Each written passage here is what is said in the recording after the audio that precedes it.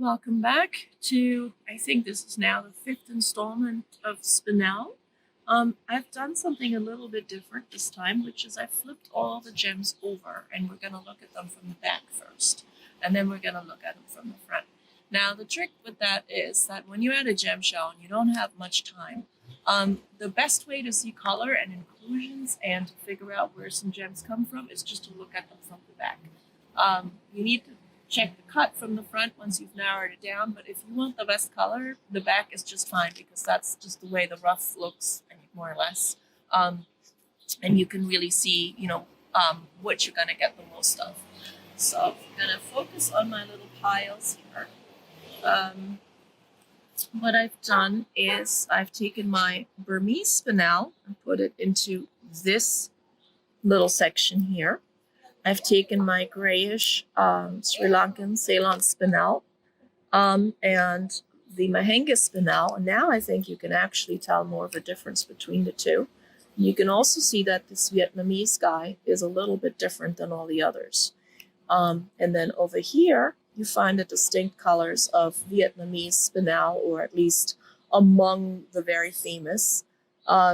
First thing you should observe is that you're looking at clearly a much more pastel kind of color palette. The second thing that you might notice is that you see very little gray. Now, I don't have the Tonduros out or the others, but if you put this to it, my very lovely little stone just turns very dark and yeah, just like it doesn't have enough color somehow, and that's what the gray cast is. It's good for bathroom walls if you don't want them to look too bright, but it's not as desirable, of course, when you like bright color gems. Vietnamese spinels also come in the reds, and they come in other tones, and of course there's the famous Luc Yen cobalt spinel, which I will leave to another time. My interest right now are these rather unusual tones of color. In fact, I'm going to actually remove this as well to draw your attention to this. You can get more intense color. There's very rarely a purple among them. I've got one. I sold it in basically a heartbeat. But you see that they're very clear. And this baby color, even though it's a baby color, oh wow, now we have a bird fight near here. This is also very interesting. It turns into a very bright lavender.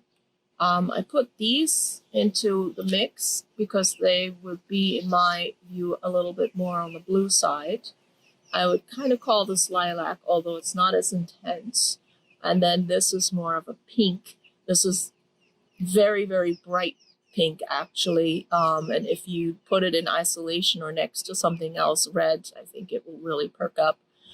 I have a match to this. This one's actually on Etsy. These are all on Etsy.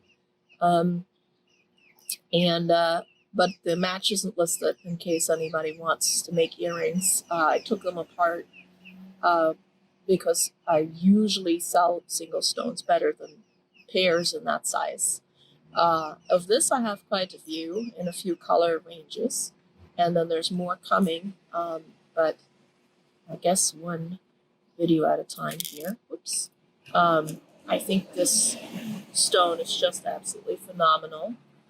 And if you took that together with this tone, I think it would make a beautiful little match. Could add, but you have to be very careful about adding red to this. But I think this is also a nice color palette together.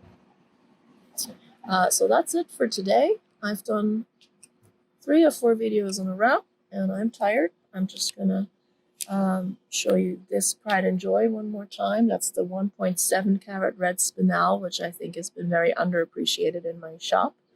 I don't know why it's still there. Took me a day and a half to pick it from a larger pile, and I love it very much, but it is for sale. And then solar. these guys. And now we have too much sun, so we're gonna cut it here.